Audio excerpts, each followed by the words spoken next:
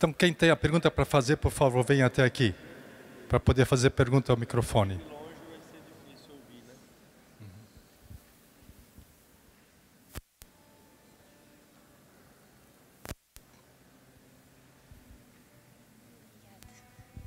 Boa noite, eu sou a Isabela, da Diocese de Joinville, e eu tenho uma pergunta referente ao retrocesso que a gente vem tendo em relação à juventude nas questões sociais, na questão missionária, de sair desse comodismo e realmente reagir.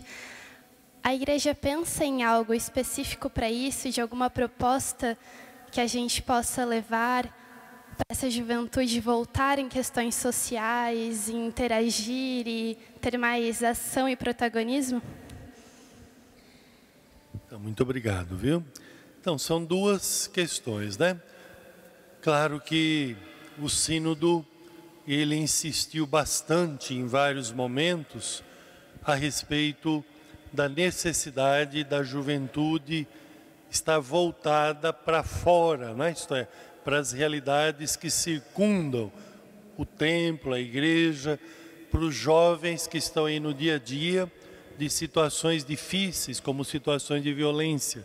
Nós lembramos agora há pouco, no início, do fato triste ocorrido hoje, lá em Suzano, envolvendo jovens.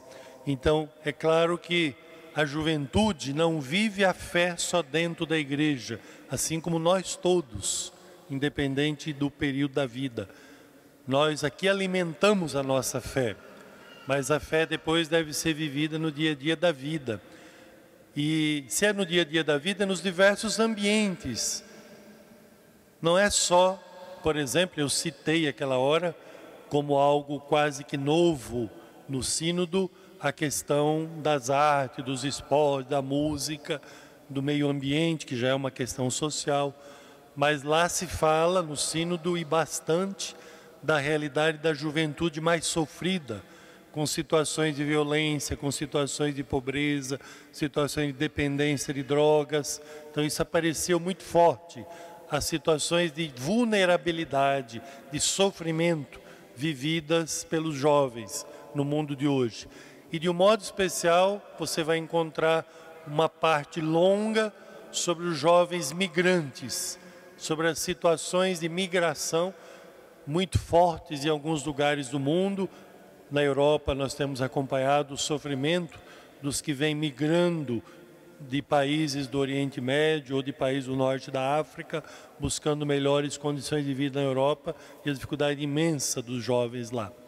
Então o sínodo ressaltou bastante esse mundo de sofrimento, de fragilidade, de situações mais diversas de violência que atingem a juventude no mundo de hoje. Então, não pode os jovens só viverem a fé ou só se interessarem por aquilo que se passa dentro da comunidade que eles estão. É claro que é importante estar na igreja, com a igreja, participar ativamente da igreja, para poder ser sal da terra e luz do mundo.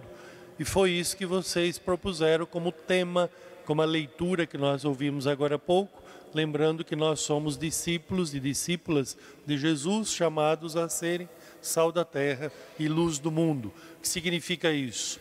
Esse trabalho todo com a juventude, quando a gente fala de evangelização, é você olhar para as diferentes situações que estão os jovens, as diferentes realidades que vive a juventude, especialmente essas realidades de sofrimento. Então, a igreja missionária é a igreja em saída, é a igreja que vai ao encontro dos jovens que não estão conosco, que não conhecem a Jesus, ou que só conhece de ouvir dizer, ou que não conhece a comunidade, ou conhece só de ouvir dizer. Então nós vamos, a igreja em saída, é a igreja missionária, é a mesma igreja que se faz solidária nas situações de pobreza, de violência, de sofrimento, de enfermidade, de imigração e tanta coisa vivida pelos jovens.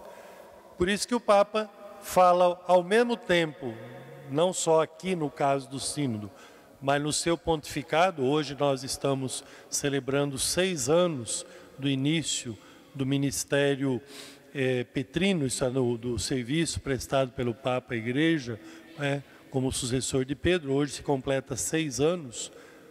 E o Papa, ao longo desses 6 anos, tem insistido numa igreja missionária, chamada Igreja em Saída, igreja que vai ao encontro, não só recebe bem, receber bem, acolher bem é importantíssimo, os jovens precisam disso, todos nós precisamos que a igreja seja acolhedora, seja mãe misericordiosa, casa de portas abertas, como o próprio Papa insiste.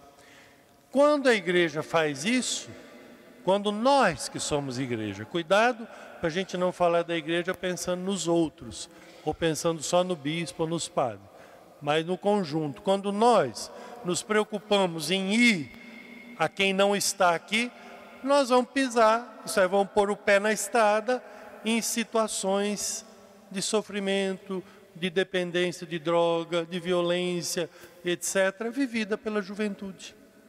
Então, aquilo que nós acabamos de ouvir como pergunta, né, de fato nos ajuda. Eu agradeço muito essa pergunta, que eu ia me referir a isso logo mais, concluindo, na verdade, insistindo que não é só aqui dentro da igreja, nós acolhemos aqui na igreja, precisamos abrir espaço aqui, mas temos o desafio de sair, de ir ao encontro dos jovens para anunciar o Evangelho.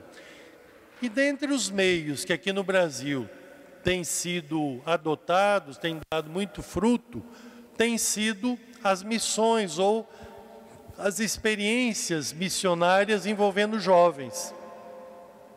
Sobretudo, experiências em que jovens evangelizam outros jovens. Eu hoje cedo partilhava com o grupo que a gente estava uma situação vivida lá onde eu estou, em Brasília, numa das paróquias de Brasília, num sábado à noite.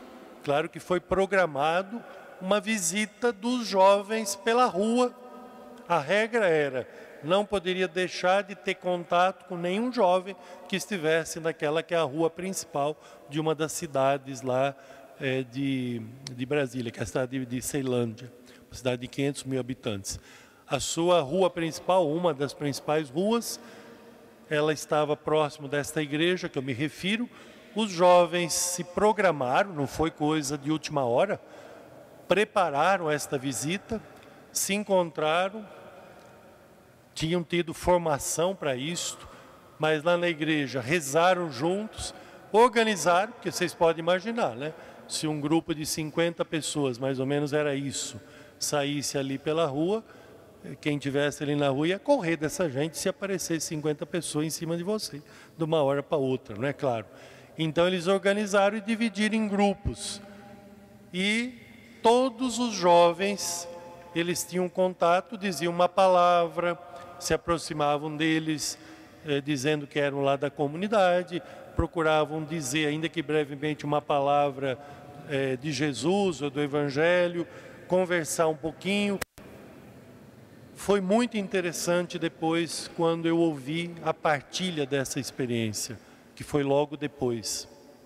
Foi de uma certa hora da noite, eles voltaram para essa igreja e ali partilharam um pouco da experiência. O ponto que mais chamou a atenção, ninguém recusou ouvir os jovens. Ninguém recusou que eles se aproximassem. Todos deixaram se aproximar. Claro que eram sempre alguns jovens, geralmente eram 5 ou 6 que iam juntos, se aproximavam de quem estivesse em qualquer lugar. Podia ser uma lanchonete, podia ser um ponto de ônibus, podia ser um grupo que estivesse usando droga. E isso ocorreu.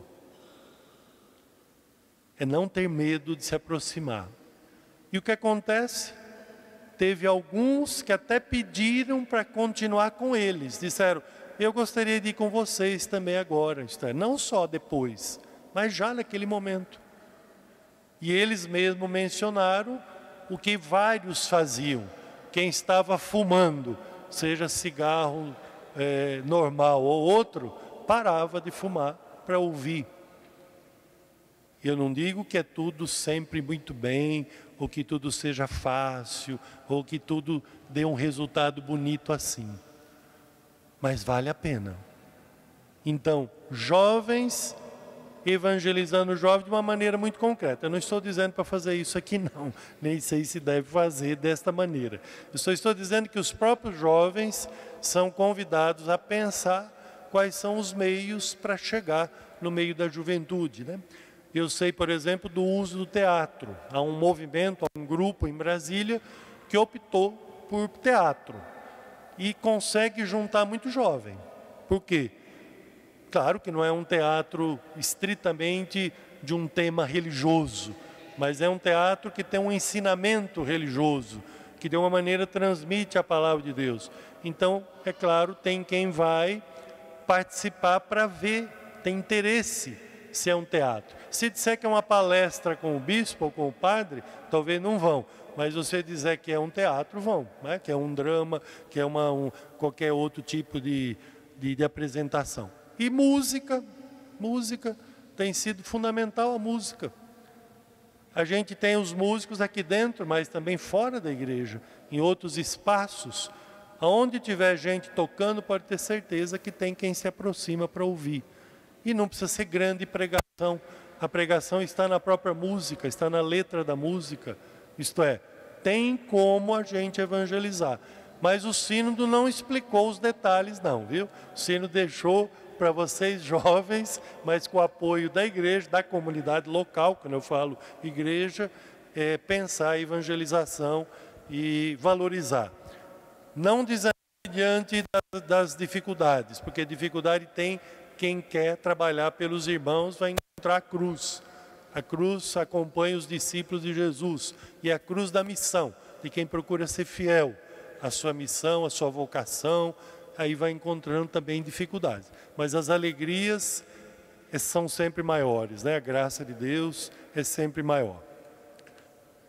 Minha resposta aqui demorou demais, né? Com isso, eu acho que já foi o tempo aqui das perguntas. A não ser que o bispo quer fazer alguma pergunta, né? Alguém se preparou com mais uma pergunta? Tinha gente se preparando lá. É isso? Então vem cá, faz a pergunta. Aproveita porque é hoje.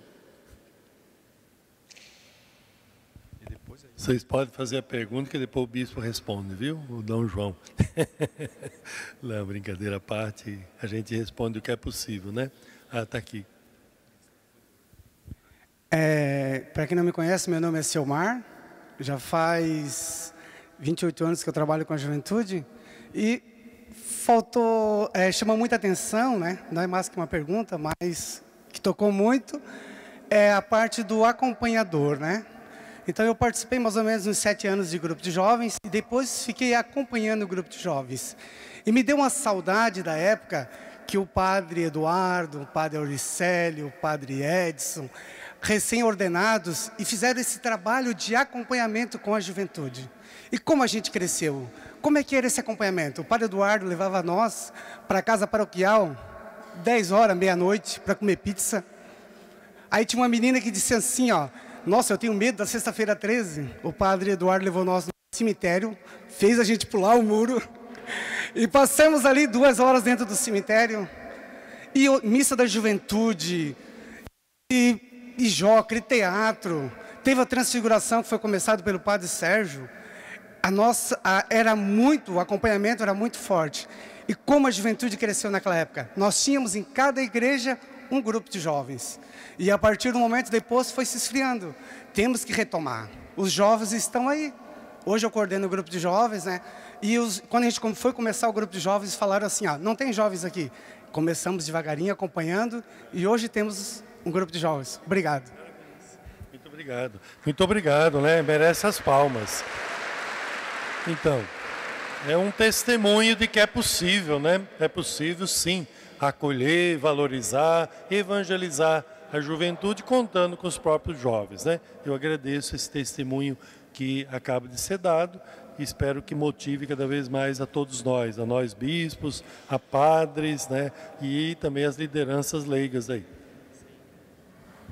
Boa noite, eu me chamo Fernanda, missionária da comunidade Arca da Aliança, aqui na obra em Laguna, Diocese de Tubarão.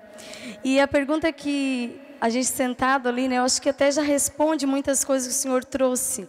mas assim, aquilo que foi assim, o que motivou a igreja na pessoa do Papa, você que esteve lá, né, o senhor tão pertinho, o que foi assim de bem concreto? Você trouxe a questão social da juventude, né, a juventude que tanto sofre, enfim, mas o que mais levou a igreja hoje a motivar, a elaborar um sínodo que é tão importante para a nossa igreja, né? Sabemos que o último antes, né, teve sobre a família, enfim, mas o que mais motivou ao nosso querido Papa e a igreja a se reunir e a fazer esse sínodo, né, em especial a juventude?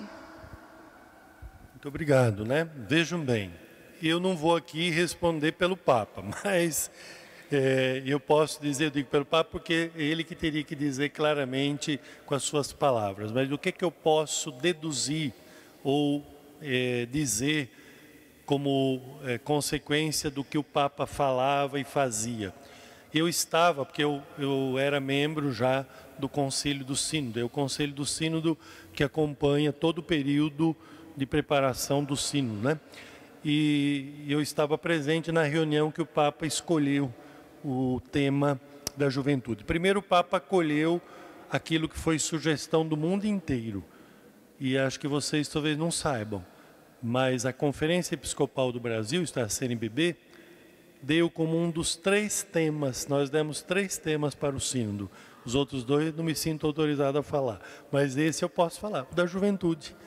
O próprio Brasil, o Episcopado do Brasil, no Conselho Permanente da CNBB, mais do que na Assembleia Geral, nós tivemos a oportunidade de ouvir os bispos, e esse foi um dos 3 temas que os bispos mais pediram no Brasil. E por uma feliz coincidência, sinal que o Espírito Santo que suscitou na igreja, então o primeiro motivo certamente vem por graça, né? Por obra de Deus, do Espírito Santo, outros países também sugeriram o tema da juventude com a mesma prioridade que nós demos. Porque você podia dar 10 temas, mas na verdade foram 3 que foram pedidos. E um desses 3, em boa parte do mundo, era o tema da juventude. Eu diria 2 razões principais. Uma primeira, a importância da juventude na igreja, no hoje e no amanhã da igreja. A importância da juventude na sociedade, no hoje e no amanhã da igreja. Aí vocês vão dizer, não, mas para nós aqui parece algo tão básico. Quem vai à Europa hoje sabe a situação da Europa no mundo de hoje. Nós não estamos tendo, infelizmente, a juventude, pelo menos como expressão numérica, já não é tanta gente, mas nem sempre presente, lá que estão mais ausentes, inclusive da vida da igreja. Então, é claro, se preocupa quando vê isso. São muito importantes os jovens, para o amanhã, mas também para o hoje. Mas quando você vê que não estão, aí a preocupação é maior. Como é que se pode assistir isso? Você vê de longe, de braço cruzado, os jovens se acabando por aí afora, não participando na igreja, e a igreja dizendo, com o tempo, se eles decidirem, vem. Não, que história é essa? Nós temos que fazer alguma coisa. Então eu creio que foram esses 2 motivos. Primeiro, a importância que a juventude tem em qualquer contexto, mesmo que a situação fosse outra, para o hoje e para o amanhã. E o segundo motivo, a situação está difícil. Se for ver aqui também entre nós,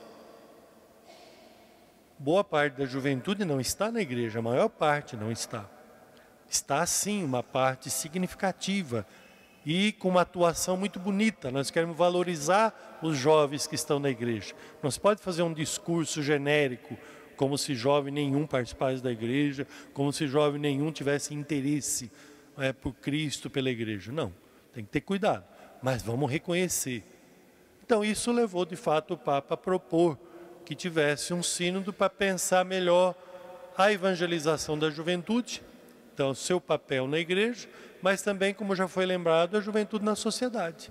Como é que faz para contribuir para que o mundo seja de acordo com o querer de Deus, né? De acordo com aquilo que a igreja mesmo propõe. Bom.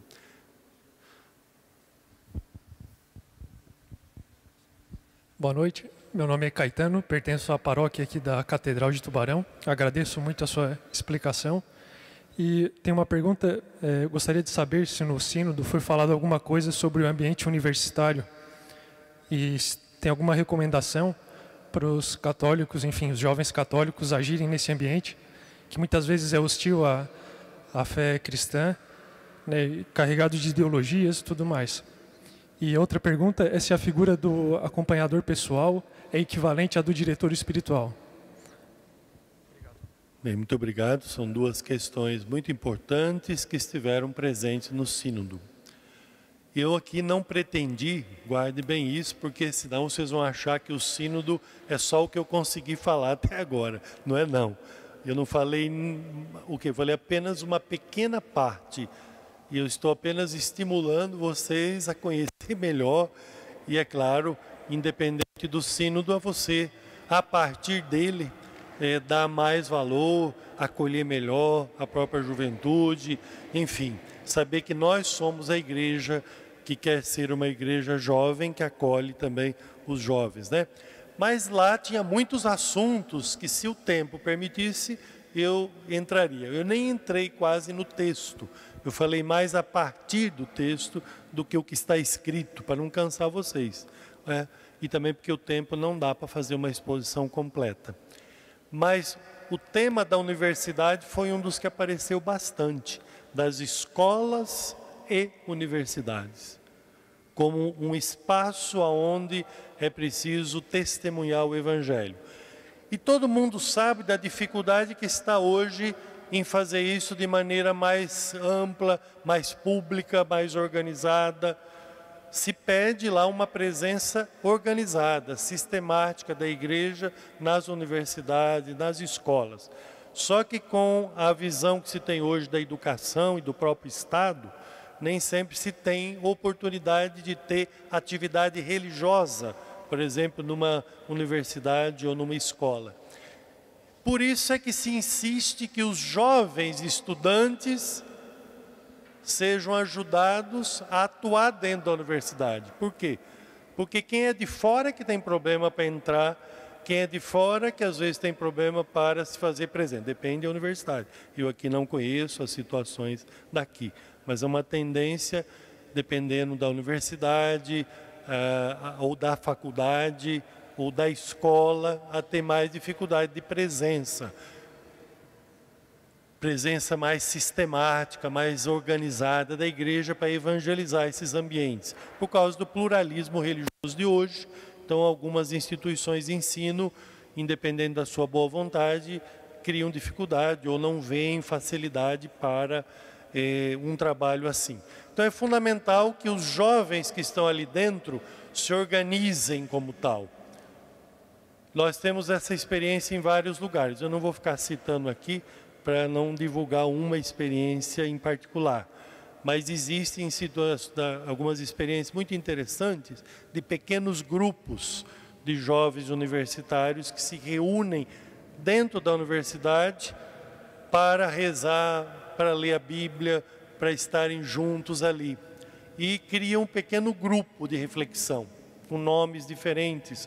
Alguns chamam de grupo de oração, ou de reflexão, outro nome semelhante. Por quê? Porque não é proibido que alguns jovens, que alguns alunos, alguns universitários tenham o seu espaço ali dentro. Agora, quem é de fora, tem um trabalho continuado ali dentro, depende muito das circunstâncias. Acabei de dizer, tem faculdade, tem escola, tem universidade que favorece, tem outras que não. Então, naquelas em que não há favorecimento, com mais razão ainda, é importante que a presença de quem está ali seja o meio de evangelizar os outros, o meio do evangelho chegar até os outros, né? E a segunda pergunta, já não lembro mais, a segunda observação, o que era?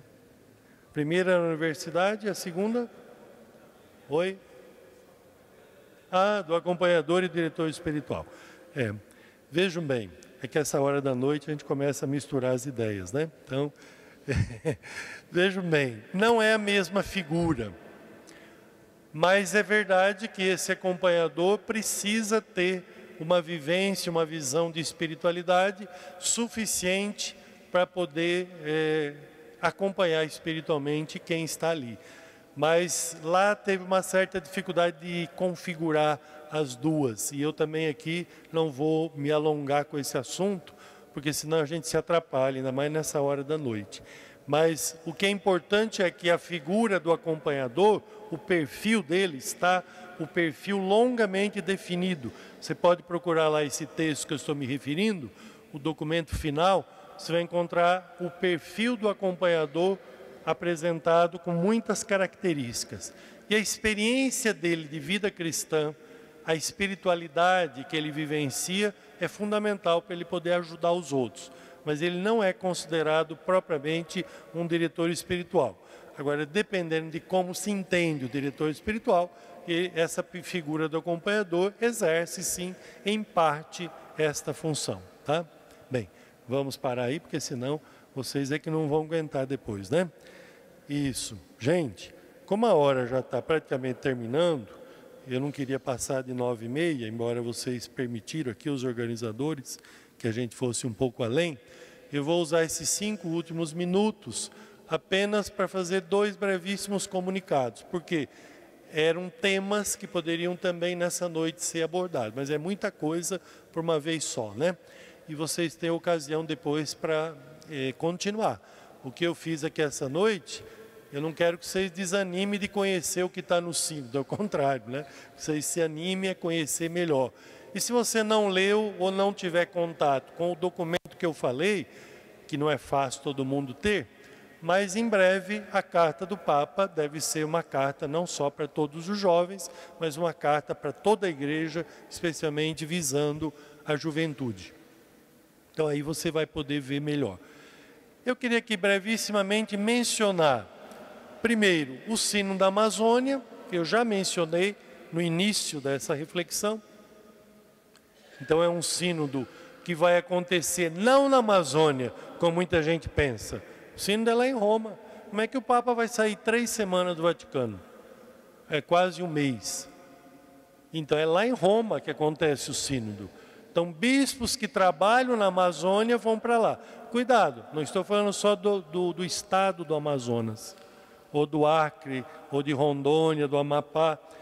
Nós estamos falando aqui de toda a chamada Amazônia Legal, que inclui o Mato Grosso do Sul, o Tocantins, o Maranhão, tudo isso faz parte da Amazônia Legal.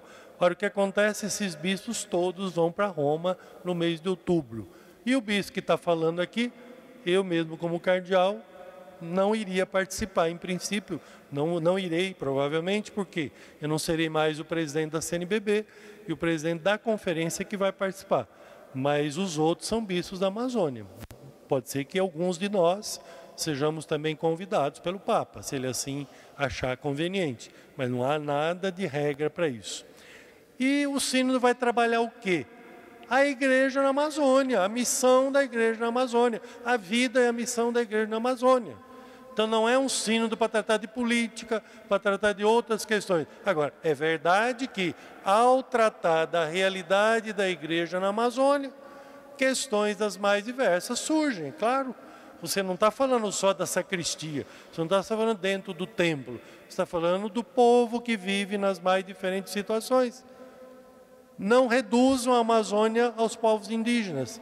E é claro que eles merecem toda a atenção especial, os povos originários, os povos indígenas, sua vida, sua cultura, seu território, tudo isso tem um valor imenso, não só no sínodo, em qualquer situação. Mas a Amazônia tem grandes cidades, Manaus, Belém, são cidades imensas, centros urbanos enormes. E quando você está falando da igreja, na Amazônia, você não está falando só da evangelização no meio dos povos indígenas. Claro, e também nas grandes cidades tem indígenas. Mas, vamos dizer, não está falando só de tribos indígenas que estão espalhadas na floresta. Falando das várias realidades da Amazônia.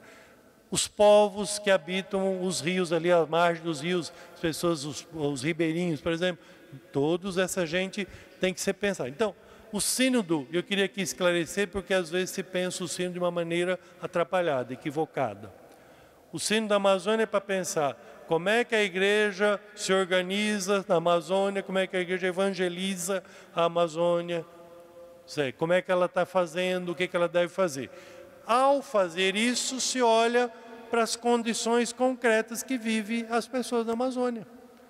Então aí vai aparecer o problema chamado ambiental, da preservação da natureza, da casa comum, que o Papa Francisco já falou sobre isso na sua carta, na sua encíclica tão bela, né?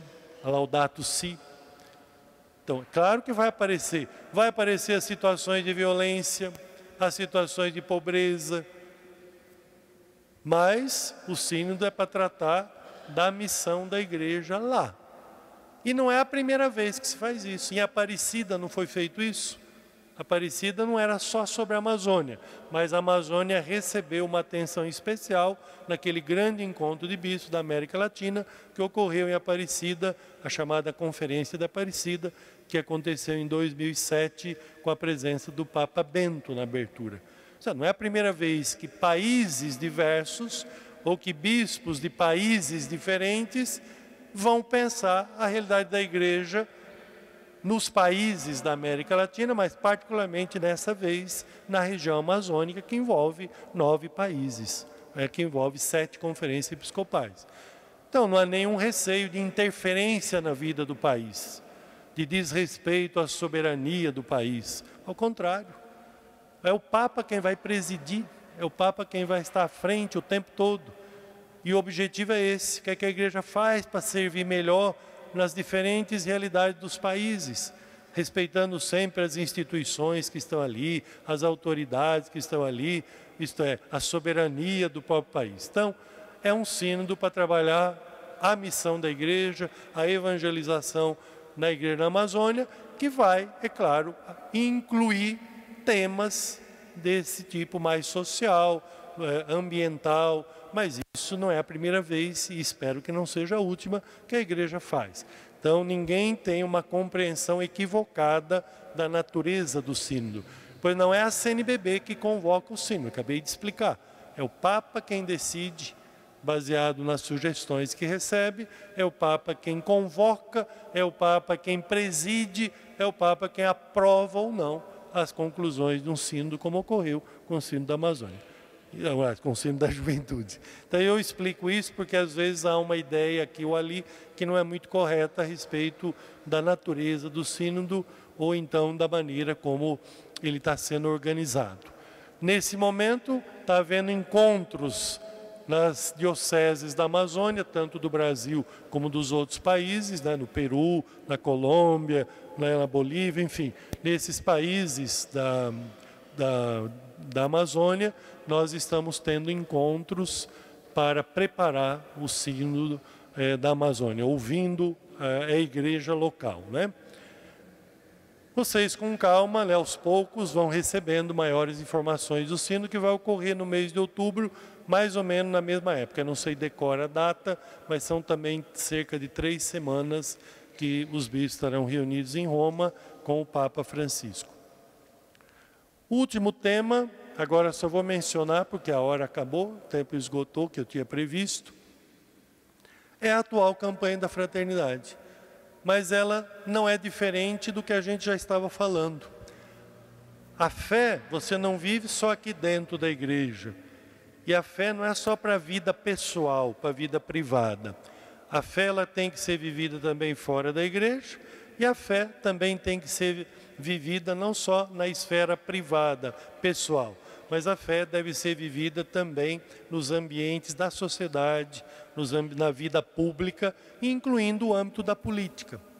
Então, alguns estranham o tema, não é, que foi proposto para esse ano, mas eu queria dizer a vocês, não tenham medo que a igreja, quando propõe a campanha da fraternidade, ela faz isso iluminada pela palavra de Deus, faz isso iluminada pela doutrina da igreja, não faz isso motivada por ideologias ou se deixando levar por um partido político ou outro. Eu só explico isso para que todo mundo valorize devidamente a campanha da fraternidade, sem exageros de um lado ou do outro, sabendo que ela é parte da vivência da quaresma, isto é, parte da vivência da conversão que exige fraternidade, né? Que exige amor fraterno. Mas você tem o livrinho do texto base da Conferência Episcopal, você vai aos poucos lendo, conhecendo, refletindo e, acima de tudo, rezando o tema das políticas públicas, que vai além de política partidária. É a participação, né, do próprio povo, da própria comunidade, do próprio cidadão cristão na vida pública, na vida social, na vida política. Mas a gente entende que às vezes há algum exagero aqui ou ali, e por causa disso as pessoas acabam tendo dificuldade de realizar, de viver, de apoiar a proposta da campanha de fraternidade. Mas façam isso na oração, à luz da palavra de Deus, à luz da própria doutrina da igreja, como a gente quer para a vivência frutuosa da Quaresma. E aqui eu vou terminando de fato. Então, muito obrigado, agradeço de coração a vocês que me acolhem, que me deram a oportunidade de falar, e agradeço a paciência de vocês, viu? Se já quiserem, pode valer como penitência da Quaresma, né? Mas eu sei que muita gente está aqui de coração. Mas se não, você diga, oferece a Deus como penitência da Quaresma, que já tem algum valor, com certeza, né? Mas muito obrigado de coração. Obrigado. Muito bem. Estamos chegando ao final desse nosso encontro e a nossa missão continua. Eis-me aqui, Senhor, envia-nos. É o que nos pede a palavra de Deus. Queremos, neste momento, convidar todos os jovens, todas as pessoas que nos acompanham também pelas redes sociais, que ingressem num grupo de jovens na sua paróquia, na sua comunidade, formem grupos para que possamos reunir a juventude, que possamos estar cada vez mais fortes e unidos, acima de tudo, e com Deus no coração. Queremos lembrar que na Semana Santa acontece aqui na Diocese de Tubarão o Acampes Tuba. Quem quiser, o pessoal está ali, está aqui também deste lado na Catedral, que pode estar fazendo as inscrições. Temos também o Força Jovem, que acontece no dia 23 e 24, pela Arca da Aliança. Quem quiser também procure as meninas da Arca da Aliança. Muito bem, os nossos agradecimentos. Queremos agradecer a Deus por estarmos reunidos mais uma vez para celebrarmos a nossa vida e a vida da juventude. Queremos agradecer à Catedral Diocesana de Tubarão por estar disponibilizando a Catedral para que pudéssemos fazer esse encontro, aos bispos do Regional Sul 4 que estiveram aqui conosco e estarão conosco até na sexta-feira com o CRP, aos padres da nossa diocese, ao Dom João, que é nosso bispo e que concedeu essa graça para a gente em convidar Dom Sérgio a estar conosco, ao Padre Lino, que nos assessorou, né, em toda a preparação, aos religiosos e religiosas, aos movimentos pastorais, grupos que fazem parte do setor juventude da nossa diocese, nosso muito obrigado. Obrigado também ao Ministério Paráclitos, que animou essa noite conosco. Obrigado, que Deus abençoe e recompense. Agradecer às pessoas que nos acompanham também pelos meios de comunicação. E queremos agradecer à Rádio e TV Tubá, à Unisul TV e às demais emissoras que divulgaram também esse nosso encontro. E agora sim, queremos agradecer ao Dom Sérgio, que tão gentilmente veio nessa noite aqui falar sobre o sínodo e os resultados desse momento tão rico para a nossa igreja. Obrigado, Dom Sérgio. Volte sempre à Diocese de Tubarão. Queremos lhe entregar uma simples e singela homenagem e convidar todos os jovens que estão aqui para que juntos possamos entregar e também fazer uma foto. Em seguida, pedimos que, por sua intercessão, possa nos dar a bênção de Deus.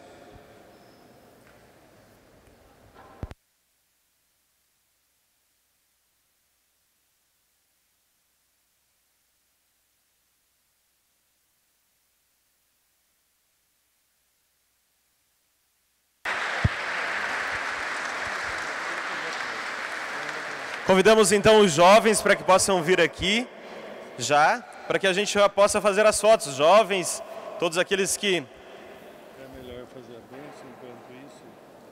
É o seu já dá.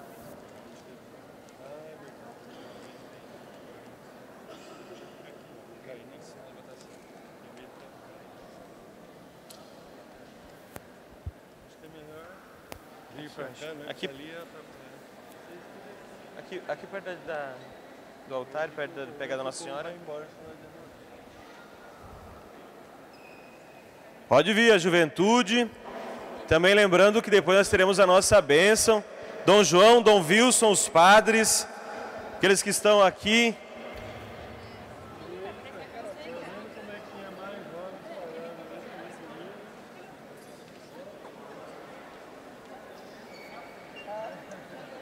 Pode chegar mais próximo, a foto vai sair lá da porta.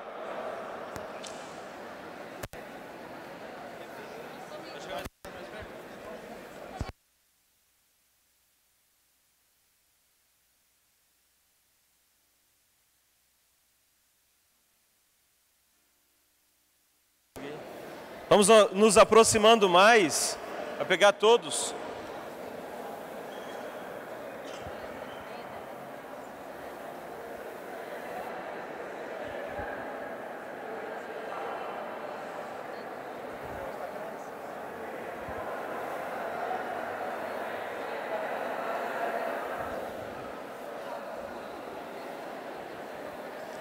Viva a juventude da Diocese de Tubarão!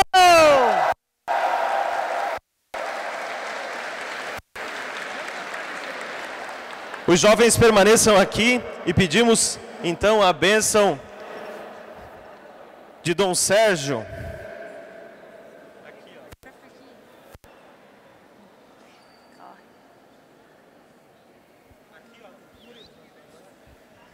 Dom Sérgio?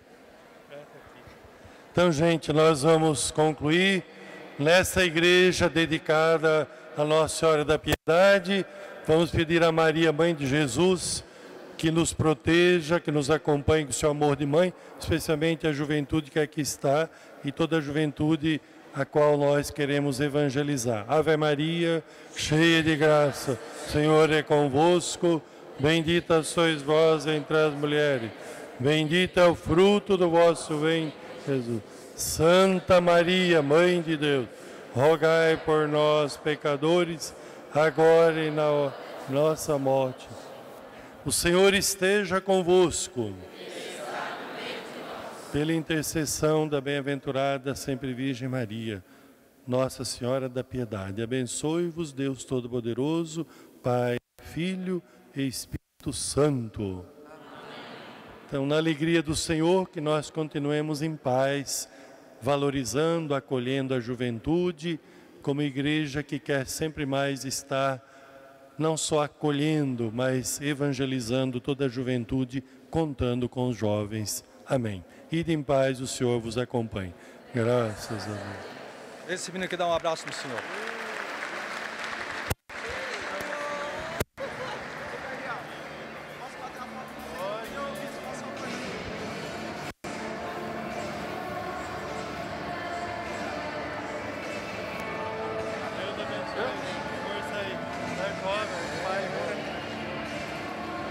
Você está bem? Tempo que não via, está firme e forte. Estou sobrevivendo. Dom Sérgio, bem. Da bênção, Padre Antônio. Gostaria de bater uma fotinho com o senhor e com o arcebispo.